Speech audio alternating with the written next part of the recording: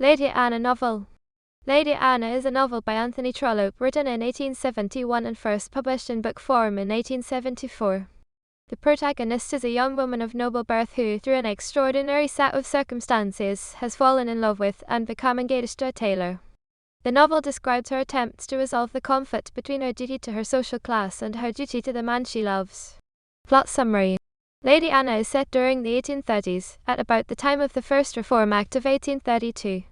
The title character is the daughter of the late Earl Lovell. Her mother married him out of ambition rather than love, and despite his evil reputation.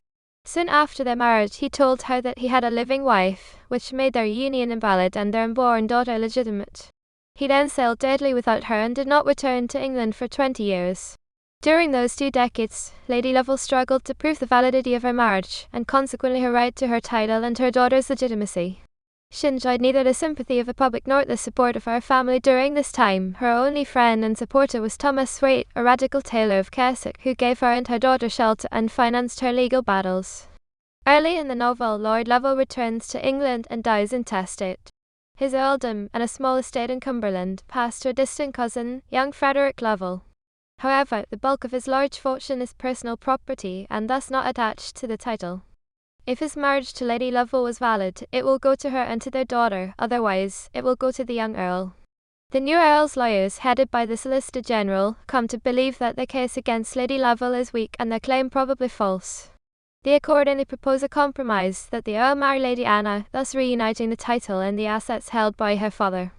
The plan is enthusiastically supported by Lady Lovell, as fulfilling all of her ambitions for herself and her daughter. The young Earl is favourably impressed by Lady Anna's appearance and character.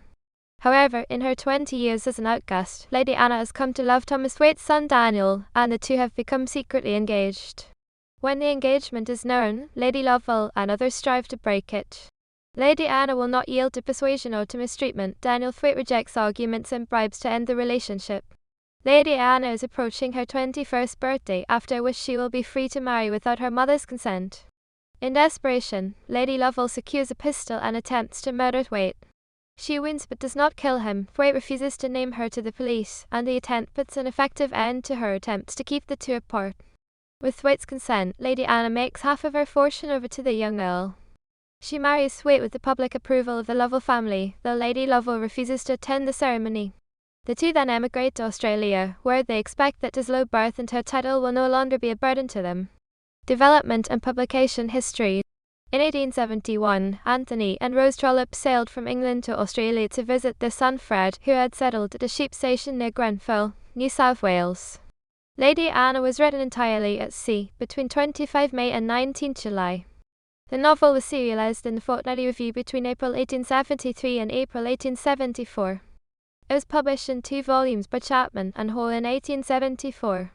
Trollope received £1,200 sterling for Lady Anna. His other 1874 novels, Phineas Redux and Harry Heathcote of Gangoil, earned him £2,500 sterling and £450 sterling respectively. Beside the Fortnightly, the novel was serialised in 1873-74 in the Australasian and in Russian translation in Vesik Evropy. In 1873, it was also published in book form by Harper of New York, by Hunter Rose of Toronto, by Toschitz of Leipzig, and in Russian as Lady Anna.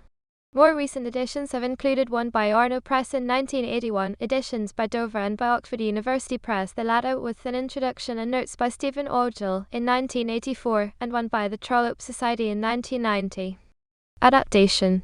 A play by Craig Baxter, Lady Anna, all at sea, combining the plot of the novel and the story of Trollope's writing it while voyaging to Australia, was commissioned by the Trollope Society as part of the 2015 Trollope Bicentennial celebrations. It was presented at London's Park Theatre in 2015.